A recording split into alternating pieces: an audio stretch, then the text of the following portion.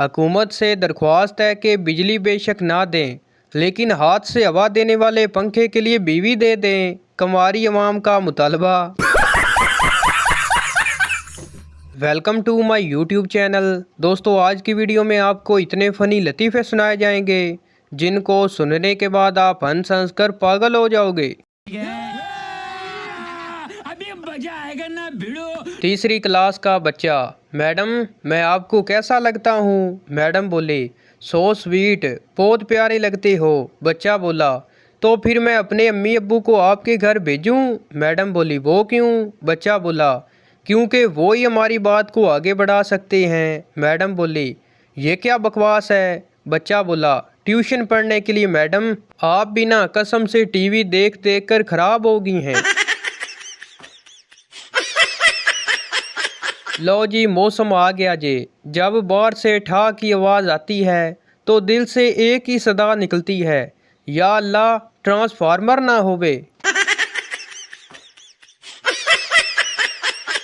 एक पहलवान की टांग नीली होगी। हकीम बोला, जहर फैल गया है, काटनी पड़ेगी। मजबूरन काट दी। 3 दिन बाद दूसरी भी नीली होगी, ये भी काटनी पड़ेगी। जहर काफ़ी फैल गया है। 8 दिन के बाद लकड़ी की टांगें भी नीली हो गईं। हकीम बोला, अब समझ आई, तुम्हारी धोती का रंग उतरता है, परेशानी की कोई बात नहीं। एक सरदार भैंस को नहला रहा था। एक आदमी ने टाइम पूछा। सरदार भैंस की टांग उठाकर बोला, 6:15। वो आदमी हैरान था क्योंकि टाइम वाकई 6:15 था। दूसरे दिन फिर उसने टाइम पूछा। सरदार ने फिर भैंस की टांग उठाई और बोला, 4:15। आदमी बहुत परेशान हुआ और उसने नेशनल जियोग्राफिक वालों को बुलाया। उन्होंने भी टाइम पूछा। सरदार ने फिर वही किया। टीम ने सरदार से पूछा, तुम ये कैसे करते हो? सरदार ने उनको साथ बिठाया और भैंस की टांग ऊपर करके कहा, ओ देखो सामने होटल दी दीवार ते घड़ी लटकी हुई है। अमेरिका ने एक मशीन बनाई जो चोर पकड़ती थी। मुख्तलिफ मुल्कों में उसका तजर्बा किया गया। अमेरिका में 30 मिनट में 15 चोर पकड़े गए। रशिया में 30 मिनट में 20 चोर पकड़े गए। स्पेन में 30 मिनट में 30 चोर पकड़े गए। इंग्लैंड में 30 मिनट में 60 चोर पकड़े गए। इंडिया में 30 मिनट में 300 चोर पकड़े गए। और पाकिस्तान में 15 मिनट में मशीन ही चोरी हो गई। एक लड़का लड़की के सामने बाइक से ज़ोर से गिरा और शर्मिंदगी से फ़ौरन ही खड़ा हो गया। लड़की बोली, ओहो आपको लगी तो नहीं? लड़का बोला, नहीं, मैं बाइक से ऐसे ही उतरता हूँ।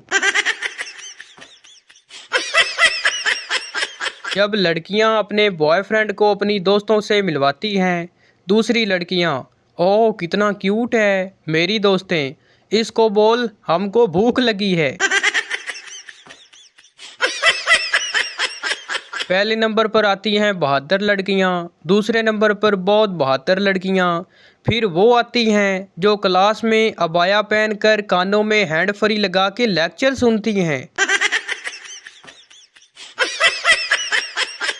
एक ढोल वाला शादी में ढोल बजा रहा था। ढोल के दोनों तरफ औरत की तस्वीर थी। ये देखकर एक बुजुर्ग ने उससे कहा, खूबसूरती के पुजारी लगते हो। ढोल वाला मुस्कुराते हुए बोला, पुजारी जैसी कोई बात नहीं। ढोल के एक तरफ मेरी सास की तस्वीर है, दूसरी तरफ आप समझ गए होंगे, घर में ये मौका नहीं मिलता, इसलिए यहाँ धनाधन। वो लोग भी क्रिकेट पर तबसरा कर रहे होते हैं जिन्हें गली में क्रिकेट इस शर्त पर खिलाई जाती है कि अगर नाली में बॉल गई तो तुम लाओगे।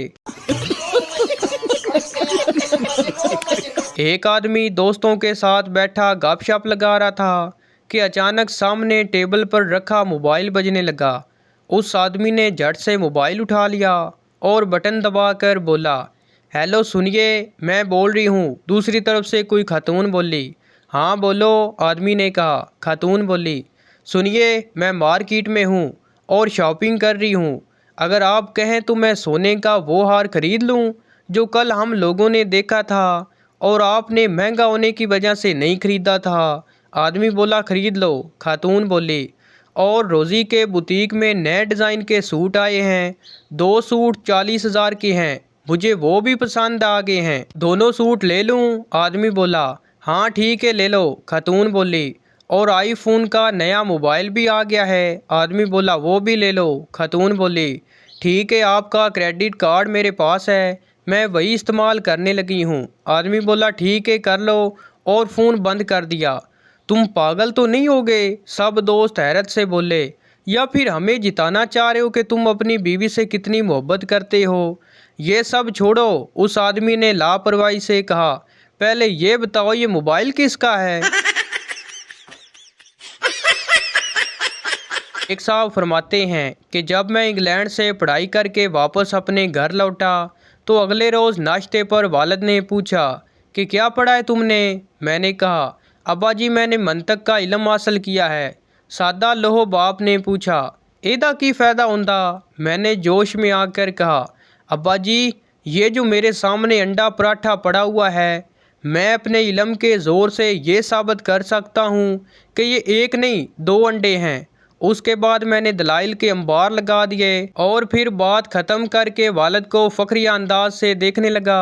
तब वालिद ने मेरे सामने से वो अंडा उठाकर अपने मुंह में डाल लिया और कहा कि चंगा फिर ए मैं खा लेंदा वां, दूजा जेड़ा तू साबित कीता वो तू खा ले। डॉक्टर बोला फूफो मुंह खोले अपना। फूफो बोली तुम्हारी बेटी का साथ वाले हमजा से चक्कर चल रहा है। डॉक्टर बोला बस बस बंद कर ले, आपको कैंसर है। कल मोहल्ले में एक देग पकी थी, मैंने नया सूट पहनकर तैयार श्यार होकर उनके घर जाकर बैठ गया। उन्होंने देग रिक्शे में रखी और दरबार पे ले गए। ए चंगा नहीं कीता मेरे नाल। लड़की उस्ताद से ये प्यार किया है? उस्ताद बोला जब तुम बड़ी होकर अच्छी बच्ची बनोगी तो तुम्हें भी एक प्यार करने वाला मिलेगा।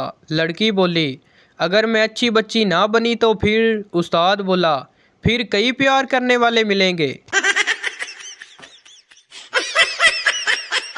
रुखसती के वक्त दूल्हे का मोबाइल बजा।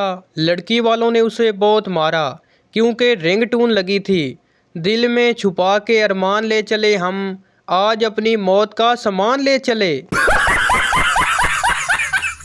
एक शख्स की बीवी का इंतकाल हो गया।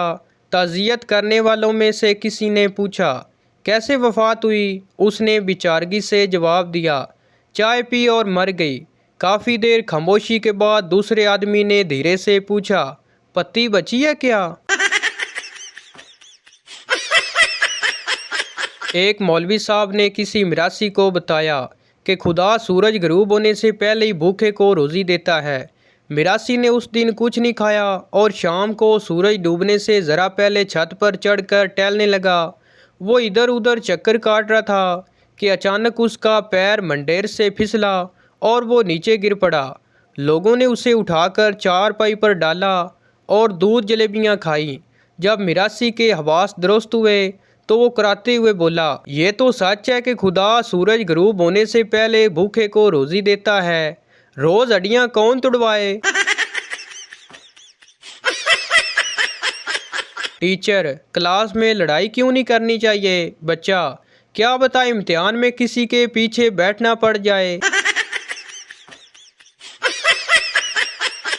शोर को रोमांटिक मूड में देखकर उनकी बेगम बोली एक बात सुनिए, आप मेरे लिए क्या कर सकते हैं? शोर बोला जो तुम कहोगे। बेगम बोली क्या चांद ला सकते हैं? शोर कमरे में गए और कोई चीज़ छुपा कर लाए और बेगम से कहा आंखें बंद करो और वो चीज़ बेगम के हाथ में रख दी। फिर आंखें खोलने को कहा। बेगम की आंखों में आंसू थे क्योंकि उनके हाथों में एक आईना था जिसमें बेगम का चेहरा नज़र आ रहा था। बेगम या खुदाया आप मुझे चांद समझते हैं? शोर बोले नहीं, मैं तो तुम्हें सिर्फ ये समझा रहा था कि जिस मुंह से चांद मांग रही हो वो शक्ल कभी आईने में देख लिया करो। पाकिस्तान की अक्सरियत अपना गुस्सा दरवाजे पे निकालती है और वो बेचारा देखता रह जाता है कि मैं की कीता। पहले मुझे भी लगा कि ज़िंदगी में मेरा भी कोई अपना है। आज रक्शे वाले भाई ने मेरे लिए 4 रक्शे वालों से लड़ाई कर ली कि ये सवारी मेरी है। तो भाई ये थी हमारी आज की वीडियो। उम्मीद करता हूँ आपको अच्छी लगी हो, तो इस चैनल को सब्सक्राइब लाइक ज़रूर कर दें ताकि हर न्यू आने वाली इस तरह की मज़ाहिया वीडियो आप तक पहुँचती रहे।